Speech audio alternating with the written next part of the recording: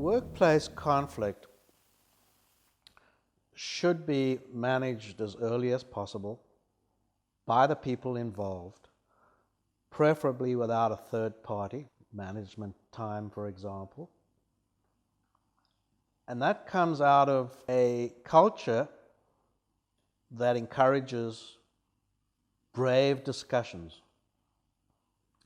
In fact, a culture that frowns on hiding conflict, avoiding conflict, and so forth.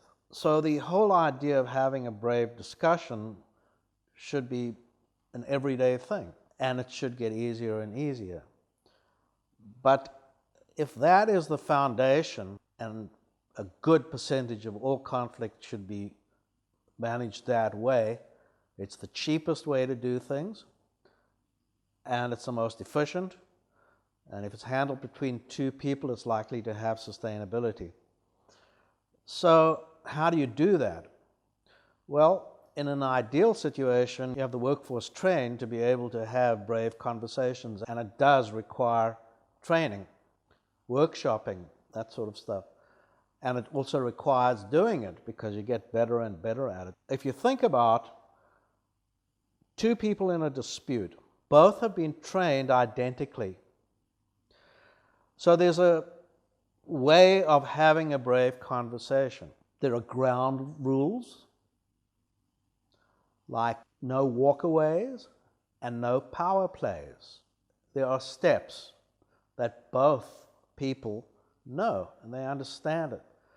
So, for example, a step could be having a conversation about having a conversation. I'd like to talk. Could we set aside a time for a conversation?